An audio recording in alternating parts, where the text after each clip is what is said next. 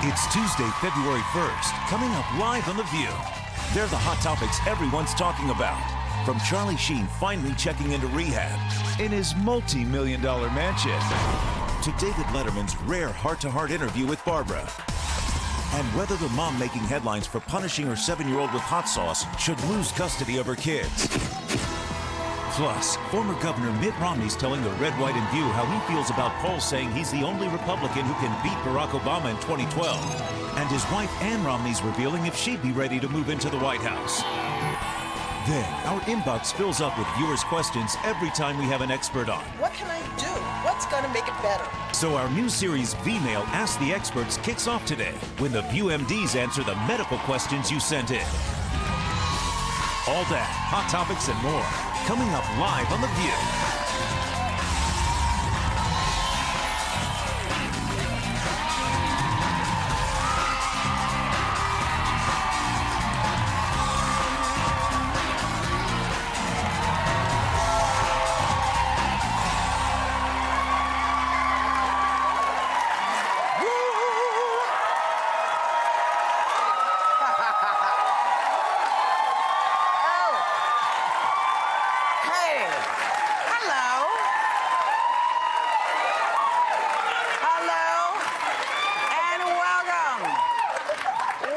To The View. This is my second hat in View Week. And I like my hat very much. That's great. I like your hat as well. Thank you. I took my non-hat to your hat. Thank you. And I am hot as hell up under here. It's good for the moment, and then you have to take it off. It's great for the moment, and now I have to take it off because I'm having a personal summer. So let's get to it. You know, Charlie Sheen cannot get out of the headlines, it seems, and now TMZ reports that he will not be reporting to a rehabilitation facility. He, in fact, will be getting treatment at home. Now, Sheen's spokesperson says he was bombarded by every rehab in the country looking for some money and some publicity, and this was the best way to protect him and his privacy and what he has to go through. Well, that's interesting because he went on this, they say he went on a 36-hour drug binge, spent $500,000 on this with a couple of... In the past 6 months, he spent $500,000 on drugs and women. So I thought that when you go to rehab, you're supposed to leave the situation that you're in. But instead, it seems like he's bringing the rehab to the situation. Yeah. You know, and then does the rehab now become like your employees? Because if you go there, they're saying, if you don't want to go by rules, bye-bye. But if they come to you, how are you going to tell Charlie Sheen to get out his own mansion? You know, it really, if we're going to be serious about it, and I think we should, it really depends on how much he wants to change. Obviously, he doesn't. They found somebody, it said, who will come to the house and give him rehab. I mean, rehab is a name, but it's a whole system of living when you're there.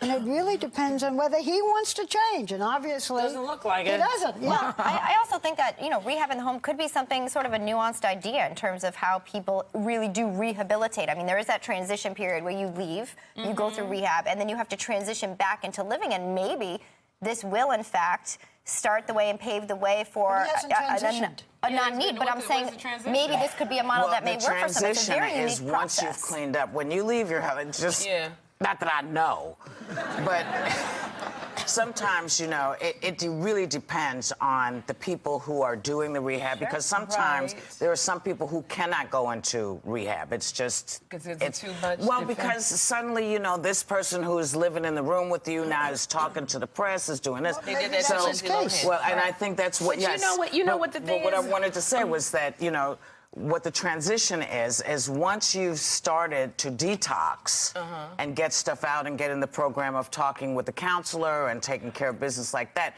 you then have to leave the place that you've been safe havened and go out into the real world. And I think what Elizabeth is saying is that maybe this is going to be a better way for him to be able to get through. I don't know. It's hard. You know, junkies and alcoholics are funny because, you know, spending $500,000 doesn't mean anything. It's just, well, no, because it's you're a dope fiend. When you're a drug addict and an alcoholic, it's not about the money. It's about the high. But can I say this one thing that this is what trips me out is one of the porn star party girls he was with, Casey Jordan, she said that he was trying to recruit her to watch the kids. He said, I need a girl I can rely on to babysit. You gonna let that hoe watch your kids?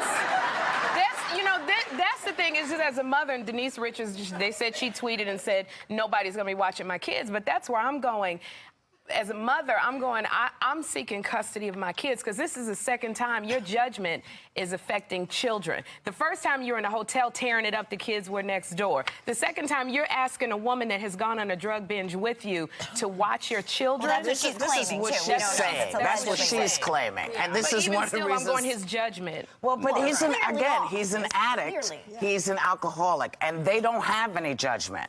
What you and I would think are rational thoughts, we don't have that. And yet, rationally, he was able to go in and do that show. And right now, the show is on hiatus. Evidently, he can. Yes, and a lot of people are going to be out of work as a result of this. Does the show go on? Should it go on? They get personal everybody's salary. $250 million if they have to shut down 2.5 men. If you ask him to only 1.5 men. You know, we're talking about television and stuff. And Barbara, yesterday we talked about a hot topic involving Kate Walsh, and you have something to say on our behalf. Well, we did indeed. All of us talked about a hot topic that did involve Kate Walsh, and we want to clear something up today because her representatives sent us this statement, which I would like to read to you. Quote, contrary to what was reported, Kate Walsh did not boycott Bristol Palin's speech at Washington University, nor did she urge anyone else to do it.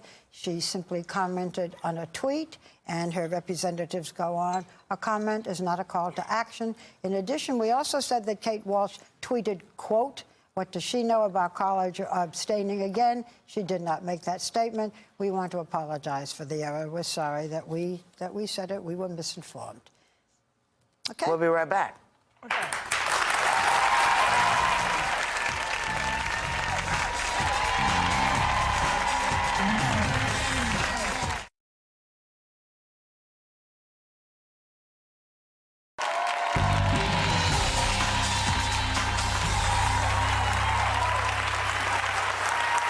Now, Barbara Walters, you have a little tease of your own special airing this Friday. Yeah, well, I'm going to do a little something every day because I think this is the most important special I've ever done. It's called A Matter of Life and Death. Fantastic. It's on this Friday at 10 o'clock, 9 Central. And it has Regis Philbin, the former president of the United States, Bill Clinton, David Letterman, Charlie Rose, Robin Williams. This special, you've all seen it, can save your life. Will save your life. It's about heart disease, open heart surgery, directed at women, too. And it's funny as well. Let me show you just a little bit of David Letterman, who is both serious and funny. Soupçon? With 5 clogged arteries, Letterman underwent quintuple bypass surgery, hoping to avoid the same early exit as his father.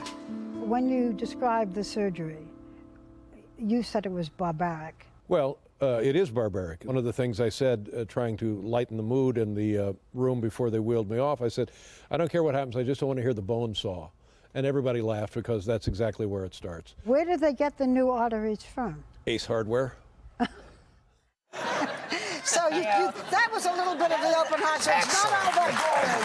No, but I would say, Barbara, one thing, it is such a vulnerable look. You see, these are powerful men, and you see a most vulnerable time and moment that they shared with you. And my life. Of course. And you come into my home and touch us in it. I know you're in your bathrobe at one point, Barbara. But you guys all have such a great sense of humor about this thing that almost took your lives. Well, I know this everybody. What else are you going to do? What a club. You know. We're called the Crack Chess Club. It is. There you go. It's better than the crack club. Hey, speaking of strange things like that, a mom of 6 in Alaska, wow, is being charged with abuse after this video of how she disciplines her 7-year-old aired on Dr. Phil. Take a look. I haven't seen this. Why did you lie to me? What happens when you lie to me? You get hot sauce. Burning hot sauce poured on a 7-year-old boy's tongue. Open. Close your mouth. Followed by a freezing cold shower. You are to do what you are told. Punishment from his own mother for throwing pencils at school and then lying about it. You know, he won't do it again. You know, I was talking to a friend of mine yesterday about this who was abused by his mother. And he said, it's not the hot sauce only. It's the terror that you remember when you grow up. You remember the terror, the fact that you're so afraid of your own mother. That there's something about that is so pathological and so wrong of these people who believe in giving this type of abusive punishment to children who are little. I'd like to see how she would like it if someone poured hot sauce in her mouth and put her in an ice cold shower. You know, I really, this makes me so angry. Can I say something in defense of the mother? You know, we used to have parents who bragged about hitting their children with a whip. Let me just say, they have 4 biological children. These are 2 adopted children from Russia, twins. And a member, I'm certainly not defending this, but a member from the Russian consulate went to see them because there was some question about whether they should be sent back, and said that the children are well treated and there is no reason to feel this way. Well, even if it's ignorance, it needs to be stopped. There are people who beat their children. There are people who spank their children. It is not right. You know, but why she would send this out and be proud of it? Well, you know why her daughter took the Someone video. else took the her daughter took the video. But I'm saying, and I'm not condoning what this lady is doing. She's facing up to a year in jail. To me, that says a year in jail. No, it's not going to do anything good for the other kids that she has. She has 4 other kids. Mothers who are thinking of using this technique. But this is what it does. If this woman goes to jail, Joy, this woman went to Dr. Phil. Can we give the lady a little bit of credit? Because she went, I'm in my wits' end. I've been doing. You don't just go from 0 to putting hot sauce in a child's mouth. No, that's truly a cry for help. You're punishing parents for going, I am being honest, I need help. You know what I'm saying? So it's just like any. She might have sent the video because she thought it was a good idea. But you look at it, when they polled a group of people, 33% said they thought it was okay. Now I'm not saying it is okay, but I'm saying parents are just trying to be. If you're trying to be honest, you're going to get punished. There are so many do's and don'ts in everybody's mind about how to deal with your kids. Yeah. Don't wash their mouth out with soap. Don't spank them. Don't give them a swat on the butt. You know, it's very confusing for folks who have perhaps been raised in a certain way that said this is what discipline is. Now, I don't know what the right way is. I swatted my kid, and she turned out okay. But you did not swat your kid, and she turned out okay, too. You know what?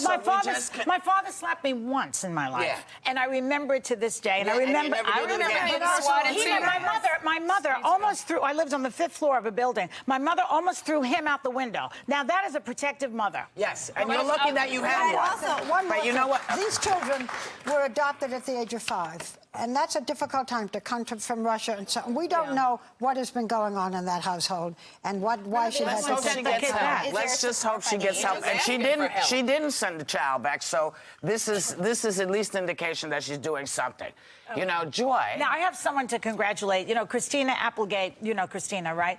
She and I did a movie called Hall Pass, which is coming out February 25th at a theater, whatever. And I'm in the movie. Anyway, she had a baby. I want to congratulate her. What's her name? The baby's name is Sadie Grace. Sadie Grace. Isn't that cute? Congrats, Barbara. They're bringing Sadie back. All those old names. Oh, my God.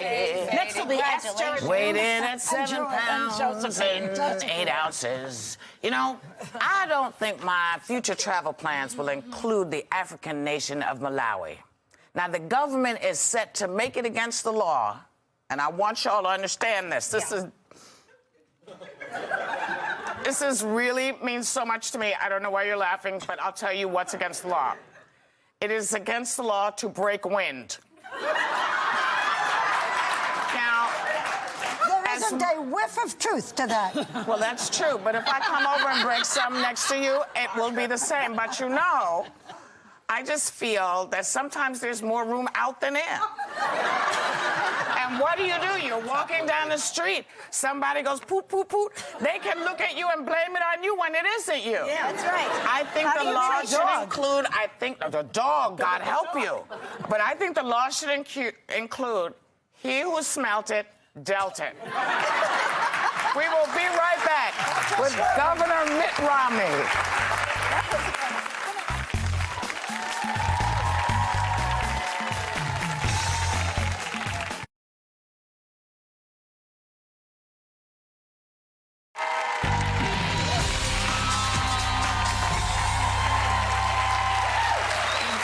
Governor of Massachusetts, Mitt Romney, is ahead of President Obama in more ways than one. A recent poll found that he is the one Republican who could beat Obama in 2012 election. He is also the man who instituted a health care plan in Massachusetts back in 2006, a mandatory plan that's still in effect today. We have a lot to ask him. Please welcome Governor Mitt Romney.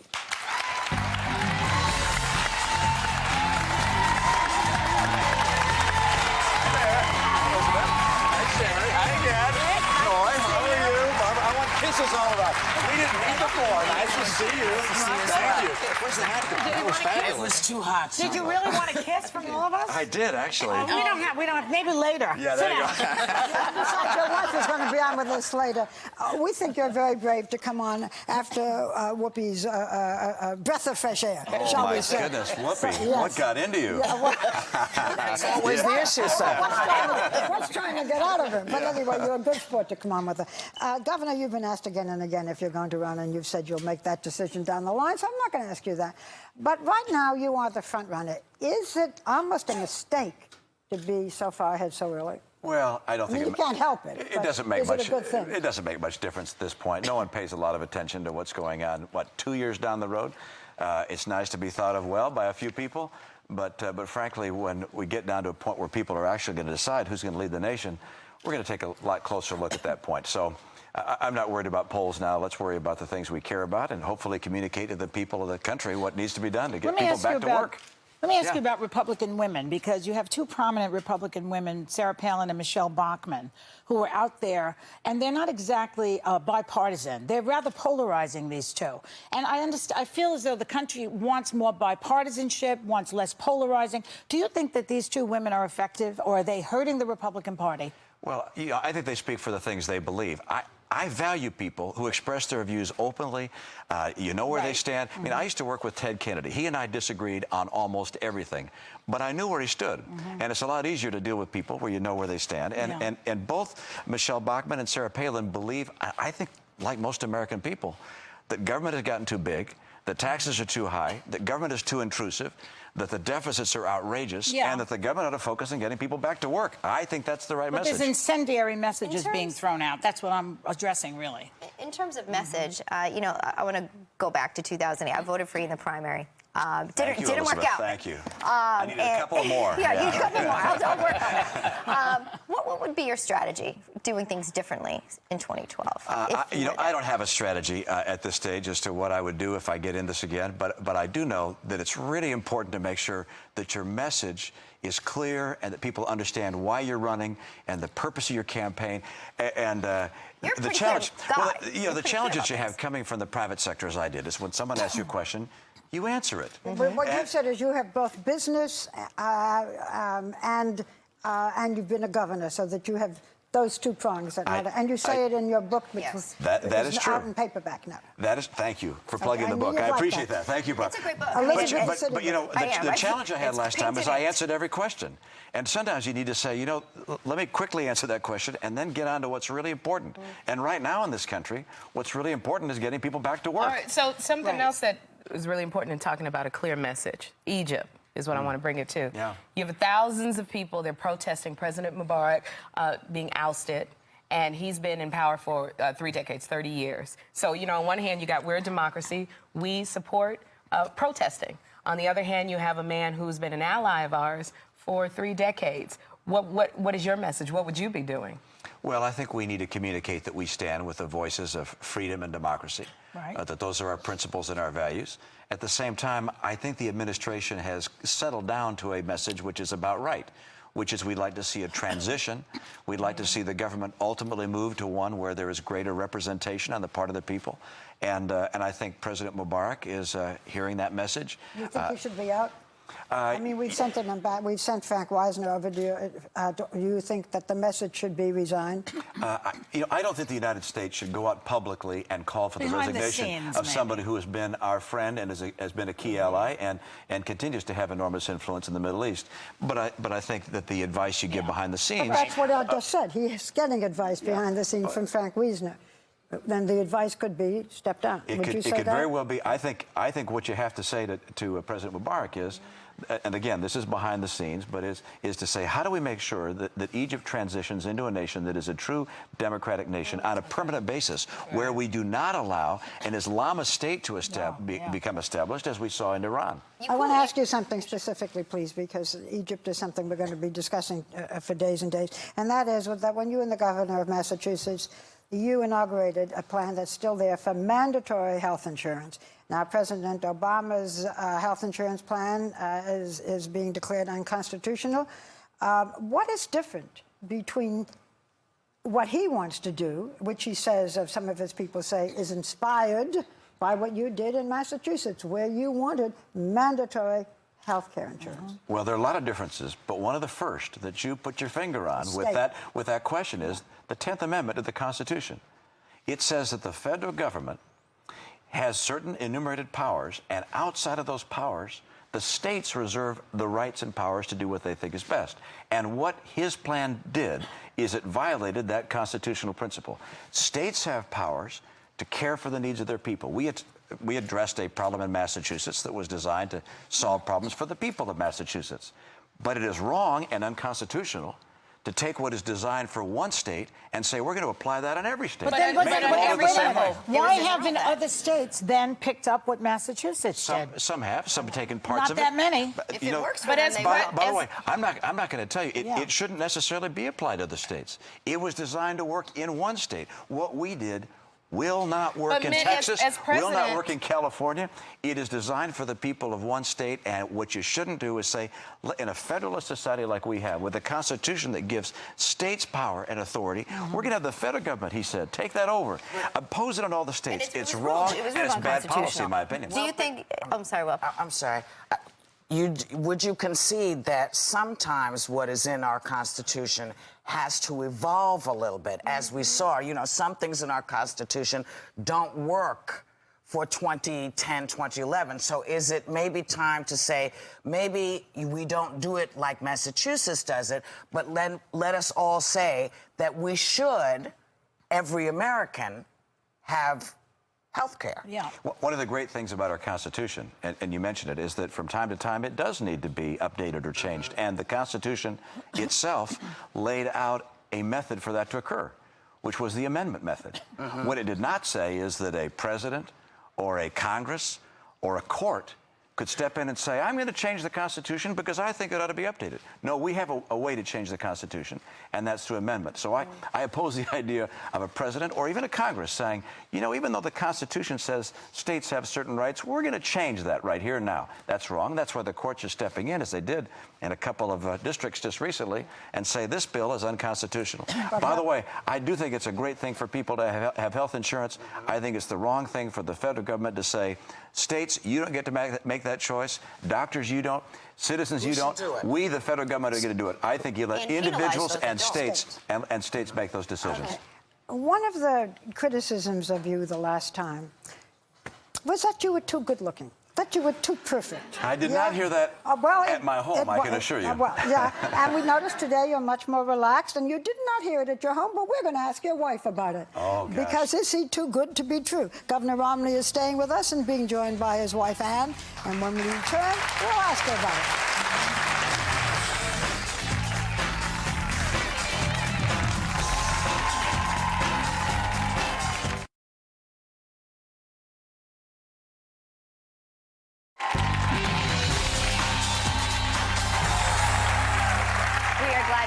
Governor Mitt Romney, who's joined by his lovely wife, Ann. You know, we talked going into our break about how you always seem so perfect and all buttoned up and everything's just lovely in your life. 5 kids, 16 grandkids. But things haven't always been that perfect and still aren't. I mean, in terms of your marriage, been married 41 years through thick and thin. And I mean, that's a great amount of years, especially now when we talk about relationships. But Ann, you battled breast cancer.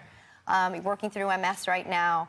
Tell us about the governor as a husband, as a man through all those years. Wow. I will say that the most difficult moment in my life was my diagnosis with MS. And for those of you that are in the audience that suffer from this, or are the viewer audience, my heart goes out to you because the disease literally crushed me to dust. I was so exhausted, I was so afraid, I was so alone, I was so terrified by how this was taking over my body.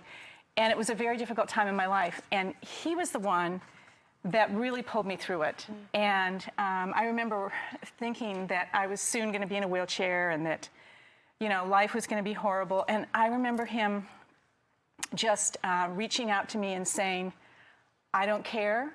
It doesn't make any difference to me. And I said, I won't be able to cook dinner. He says, I don't care. I don't care. I just want you, and I just love you, and we're going to make it together. And that's what literally helped me turn that corner. And that's when I started to own the disease, too, and say, okay, now I've got to go fight. Mm-hmm. You had a good partner in it. And he helped me fight. Well, you know, we should point out, too, you have 5 children and 16 grandchildren. Wow. You don't look like the grandmother. That's a good... Look at that wonderful family. Well, you know, I was teasing you about being too perfect.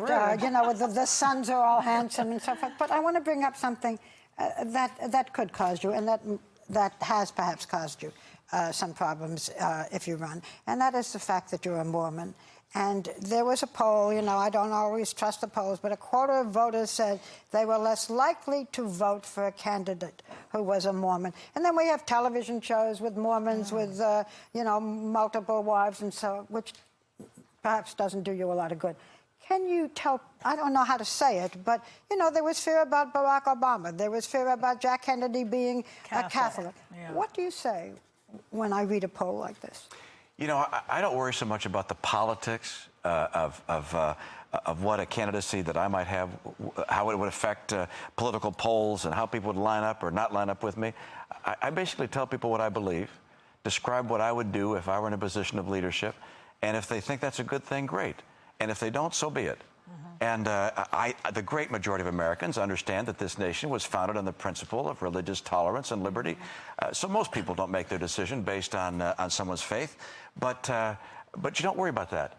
If you get caught up in all the things people might say about you or might disagree with you on, well, you can get awfully tied up. Well, there's nothing you can do about it anyway. Yeah. So tell people what you believe, and if they accept you, terrific. You are what you are. Yeah. And given the MS and how we know that stress can affect it, you becoming, again, a candidate's wife running for the presidency, how is that for, I mean, is that something that gives you any trepidation, or are you cool with it?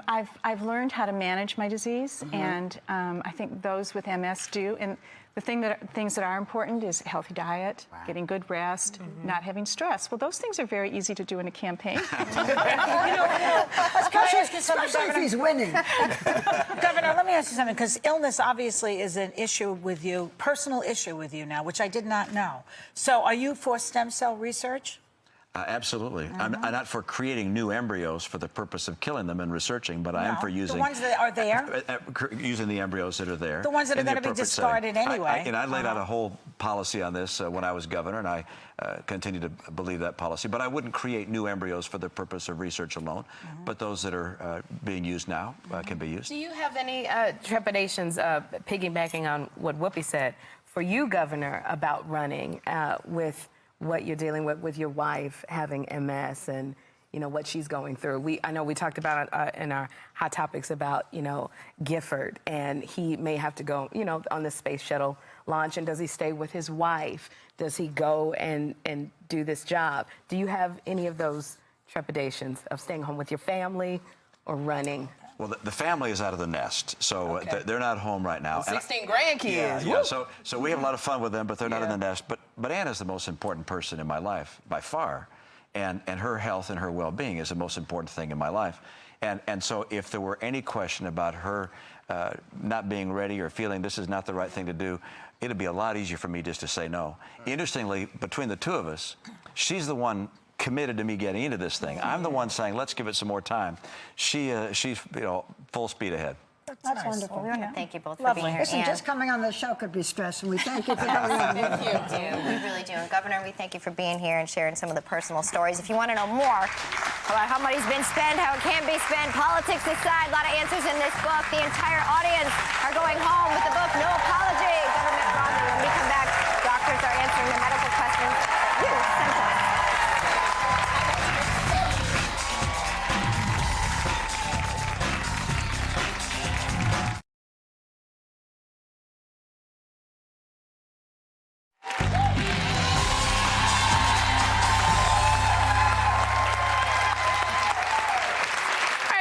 we have an expert on the show, our inbox gets overloaded with questions from viewers. So we're kicking off a new series that gets you the answers straight from the experts, starting today when 3 of our favorite doctors answer your medical V-mails. Please welcome dermatologist Dr. Doris Day, internist Dr. Stephen Lamb, and gynecologist Dr. Donica Moore. Hello, welcome, doctors. We're very glad you're here. We have a lot of questions, so we're going to get started. We wanted to talk about healthcare reform with Mitt Romney. No, we got some stuff specifically for you. All right, Dr. Day, you're a dermatologist. This first question is for you. Take a look. Hi, I'm Colleen from Baltimore, Maryland. I have problems with dark circles under my eyes, no matter how much I sleep. Do you have any advice on how to get rid of them? Okay, that's a great question. I see that every day in my practice, and it is really annoying. So there's 3 main underlying causes. Okay. 1 is genetic, 2 is blood vessels and redness, 3 is lifestyle, things like rubbing, too much drinking, just smoking, things like that. So quit the things that you can quit that are aggravating it. But I have a great before and after of something that I commonly do for dark under eye circles, and that's a filler. This is Restylane before and after. It fills in the hollows, makes the skin look even, takes away the shadows, along with really good skin care that can help brighten the area. Those are needles close to your eyeballs. Not really. That's why you want a trained dermatologist doing it. You're not going to have anyone do this for you. You don't want one smell the shapes. You know, as an internist, I'm not necessarily concerned about the cosmetics, but if you're having these circles because you're not sleeping, sleep is as important as food and water. No Make sure you get the sleep. Get the sleep, no smoking. All right, Dr. Lamb, our internist, this next one is for you. Take a look. Hi, so my question has to do with vitamin D. I was wondering what the benefits are of taking vitamin D opposed to vitamin C. You know, the difference between vitamin D and vitamin C is almost like the difference between milk and juice. The point is about 1 billion people worldwide are vitamin D deficient. The important thing is that we produce vitamin D. If we just expose ourselves to light, we will get the vitamin D. Vitamin D acts as a hormone. It affects not only your bones like rickets, but your heart, your immune system, every aspect of your body. She's getting nervous because you mentioned sun exposure. She's getting all stressed out. Dr. Lamb, there is no conflict. The bottom line is we probably, had underestimated how much we needed. Now we're overestimating it. Probably somewhere between 600 and 1,000 milligrams a day is probably a good idea. If you're a little old, you want to take a little bit more fine. How much light, though, do you need? You only need 15, 20 minutes, but without without the sunblock, sunblock. And if you have certain pigmentation, you may need more. So the important thing here is there's not a one-size-fits-all answer for everybody. So we've heard the studies. One day it's better than sliced bread. The next day it doesn't cure cancer. So why how bother? do you know if you're deficient? How do you know if you're deficient in vitamin D? You can have a blood test. 40% of women are deficient. Yeah. So if you live in New York and it's snowing all winter, you're probably deficient. and actually, you want to stop influenza. Some people take a little bit of vitamin D because the levels drop in the winter. And of course, you said something about sun, Dr. Day. No, so my main thing is really, honestly, we have great supplements, great fortified foods. You just don't need sunlight for vitamin D because 10 minutes, 15 minutes of unexposed light for some people will cause them to burn and cause skin cancer. We have great supplements. It's exactly the same as what you get from the sun. Right. You can get it from a pill. Because I just want to say that I'm a little less aggressive about the sun and probably more aggressive against skin cancers. I know that. I see wrinkles. So we're going to move on. I do want to say get the blood test because I tested 8 for vitamin D. Very deficient for everybody's going to be low. Yeah. Okay, so Dr. Donica, you're a gynecologist. This question is for you. Please take a look. I'm not in menopause yet, but my doctor tells me I'm getting there, but I'm having real problems sleeping. So there's issues with being hot and then being cold and being antsy, and I can't get a good night's sleep. So what's a girl to do? All right.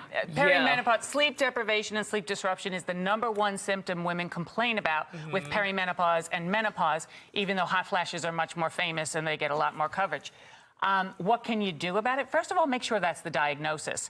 In your late 40s, you are in perimenopause just by definition, because it can be up to 10 years before menopause. The average age of menopause is 51. However, that's also a time of your life when you're at increased risk for anxiety disorders and depression, which can have some of the same symptoms, and also thyroid dysfunction. We're hearing a lot about people who have hypothyroidism, underactive thyroid in their late 40s. And of course, every 40-year-old woman who's a little bit overweight thinks she has a thyroid problem. But a lot of them actually do. I thought I had a thyroid problem. You need to say it's not. You know, the thing is, I've been in menopause for 15 years now. And my hot flashes are having hot flashes. I mean, there are some people, I think, who never get rid of them. And there are treatments. Am I one of those people? You could be. And what can I do? 80% of women resolve their symptoms within 5 years, but that means 20% don't. So what can you do? Great question. Talk to your doctor, first of all, confirm the diagnosis. diagnosis. If it is perimenopause or menopause related, okay. there are you're done. There are treatments available, and those are either sleep medications, antidepressants, not because we think you're depressed, but because they also work. And then estrogen is still a very viable alternative. The HRT, no, I don't want that. So we have to keep moving. We got to keep going around. We're back up to you, Dr. Day. This is for you. Hi, I'm 55 years old. I've been battling acne since I've been 13. Here, oily T-zone. When will it go away? What can I do? What's going to make it better? Well, that is one of the myths about acne, is that you outgrow it after your teenage years. But she points out a good thing. This is a before and after of acne, after a peel that I do for acne that works really well and helps with the oiliness and the breakouts. But when you look at acne in teens, it's more in the cheeks. The adult pattern is more along the chin and the neck area, and that is more of a hormonal pattern. So sometimes taking a hormonal contraceptive, other medicines like aldactone that are off-label, and the peels also help a lot. So there's a lot that you can do. You don't have to suffer with the acne. You do also want to make sure that you don't have an underlying hormonal disorder like polycystic ovary syndrome, because that can contribute to it, and that has other risk factors also in terms of diabetes and heart disease. So it's important to have a regular check. That's why we have our colleagues here too. And she says she's probably in perimenopause or around menopause. Gynecologists talk about perimenopause as adolescence in reverse. So acne is a big problem for women in this age group. All right, Dr. Lamb, back to you. Here we go. Hi, I'm Lucy from Connecticut, and I have a question about migraines. Sometimes people say that they have migraine when I don't really believe it. What's the difference between headaches and migraines? Okay, well, migraines are a form of headache, but there are other kinds of headaches. For example, if you hit your head, you get a headache. If you have meningitis, but migraines are very specific, and they cause what is called an aura. These flashing lights, these zigzag, this funny sense of smell. Sometimes you have an incredible cravings for sweets. Sometimes you get tired. Really? Followed by a headache, followed by nausea. It's very specific. One side of the head can be treated very specifically with medications. More common in women, probably 3 to 1. Very annoying, very irritating, a lot of science involved. Some people, you know, if you just avoid cheeses, chocolates, and wines, you may not get it. Can I ask you a question about migraines? Does Botox help it? And now it's FDA approved for it as well. Okay, so that's a good solution. Migraine, generally, it's wrinkles and headaches gone. I love it. So when somebody calls in with a migraine, should we believe them and go, okay, take the day off? No, you want to be corrected. It is a migraine. You certainly don't want to miss like a hemorrhage in the brain or a stroke or something like that. But migraines are usually, you know, the person knows that they have migraine headaches. Oh, doctors, their doctor. Thank you guys so much for coming. Oh, my goodness. If you have any questions about your health, consult your own doctor. Our thanks to the Views MDs. Next week, we're going to be doing V-Mail Ask the Lawyer. So if you have legal questions, log on to our website and send them in. We're going to be right back. Thank you.